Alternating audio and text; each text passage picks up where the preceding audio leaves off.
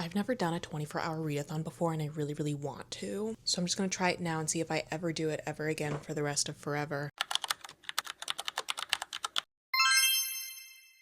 You can really tell that this was an impulse decision because it is currently 5:03 p.m. I've already done stuff today. I went to the pool. I got a breakfast sandwich from a local diner. But I don't know. I saw on my FYP a bunch of people doing 24-hour readathons and I've never done one of those. I've been on social media and I've been a bookish content creator, bookfluencer for like 5 years. And I want that. I have some books on my priority TBR that I've been meaning to get around to. And I need 24 hours where I don't watch reality television and actually read the books I say I'm going to sit down and read. The guy she was interested in wasn't a guy at all. I think this will be a good start to the readathon. It's a manga. I can finish this in like, I don't know, 20 minutes. But the feeling of finishing a book, I can keep that momentum going. So I'll check in when I'm finished. All hail the Green Yuri manga. I loved this. This was so precious. The time is currently 5:44 and this was super cute. This tells the story of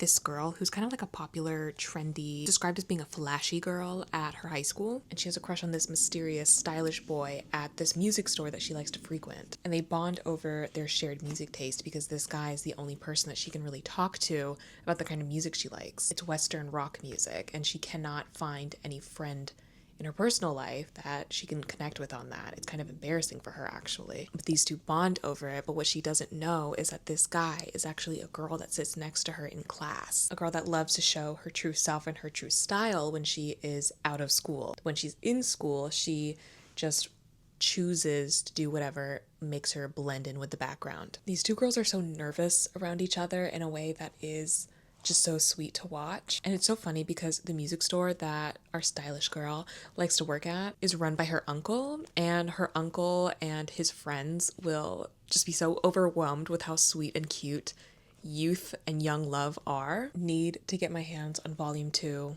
or I will die. This is so sweet and pure. I have this arc for the Unmapping. The Unmapping has already been released. I started reading it once I got it and then I put it down for some reason. I got distracted and then I just forgot to pick it up again. But I have this. I also have this arc for the Princess Knight, formerly titled Medievally Blonde.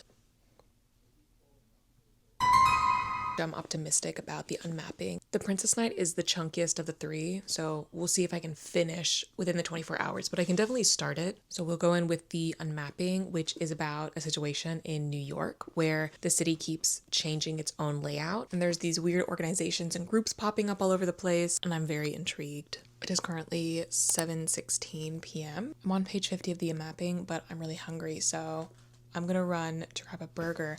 But 50 pages in, I'm having a lot of thoughts. The style of it, the way that it's written, reminds me a little bit of They Both Die at the End. They're obviously very different circumstances, but I'm really enjoying the style of it. I feel like the narrator is both a character of their own, but also fully embodying all of the cast members. And it is really cool to see all the different ways that these people are connected beyond all being citizens of this city, experiencing this bizarre phenomenon of the city remapping or unmapping itself. Characters that seemingly have nothing to do with each other at first, and then all of a sudden have these connections to each other and are tethered to each other in very personal ways. It's also such a bizarre problem with no answer or cause yet, but I'm really enjoying this so far. It is 11:28 p.m. and I am exactly halfway through the Unmapping. A cult has been introduced. New York City's unmapping situation is connected to another unmapping situation. This cult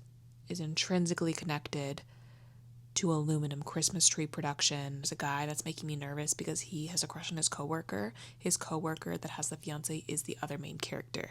Although we're rotating perspectives, our two main characters are Esme and Arjun. They work for the same organization in disaster management, and we're getting more insight into Esme's relationship with her missing fiance. And we're continuing to get overlap with all of the different side characters we're getting glimpses of throughout the story, like with what's going on with this young woman who got lost after trying to go on a date with this guy who works with Esme's fiance, and how she's connected to Arjun, how Arjun is starting to be connected to this one missing boy that's trapped under a building. The web that connects everyone is getting increasingly more jumbled and complex, and at its core, Esme just wants to find her fiance, and Arjun just really, really wants to be important. And I'm getting nervous the more information we get about this weird cult. Y'all, this guy has a crush on his coworker who has a fiance, and he is not coping with this crush well, and I need him to let it go before I get any more stressed out about their dynamic. He reads way too much into her text messages to him. I'm gonna be honest, I don't like this character. I don't like Arjun. It is 2:36 in the morning. I have 80 pages left of this book. I think this cult leader is evil Santa Claus. This is so mind-bendy and like weird, and I think it is evil Santa Claus's fault. But what I will say, as a lover of mess and drama and mess, this is also a book filled to the brim with flawed characters who are unraveling before our very eyes. Everyone's unraveling and unmapping. I'm so sleepy though. I'm gonna give myself 20 extra minutes of reading time. I'm cutting myself off at 3 a.m. because as much as I really want to finish this right now, aging really does something to you. I used to secretly pull all-nighters under my blanket growing up in like middle school. It would be me and my iPod Touch flashlight app against the world, and I would just go to school. And I was just a child, and my mom was very strict about when I was allowed to have caffeine.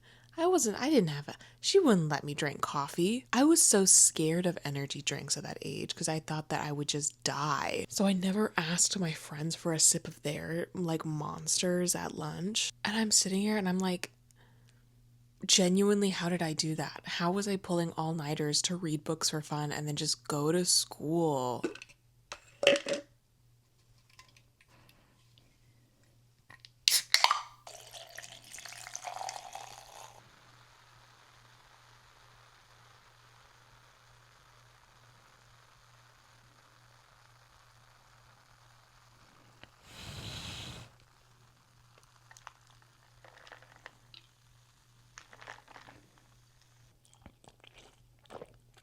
It is 12:44, 43. It's 12:43. I woke up,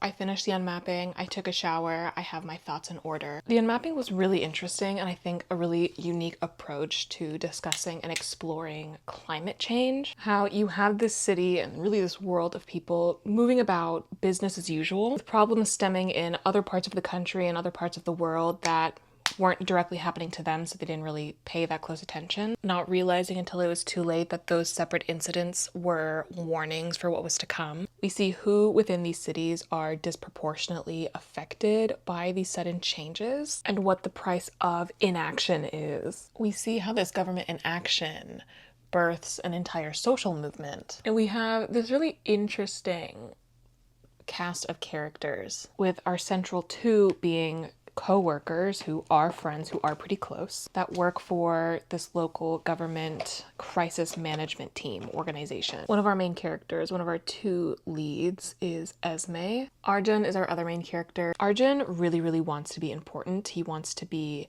helpful in any way. He wants to be a hero. And while he does genuinely want to do good, he seems to be much more motivated and much more interested in being seen for doing good rather than it coming from the goodness of his heart. I think Arjun's priority all too often is attention, and it just really, really bothered me. I just find a lot of his actions and a lot of his character motivations to be very disingenuous and in turn very slimy. So when he is pursuing these relationships with people, when he is pursuing these bonds, they feel very surface level simply because he is the one involved. There's also a cult that is popping up, a red cloaked cult. This cult leader reminds me so much of Santa Claus, but also the Lorax. And he's a very, very interesting, passionate character. It was also really interesting to see direct commentary and exploration and depiction on how our social hierarchies and our biases and the systems of oppression don't suddenly disappear and go away during times of crisis, how they're actually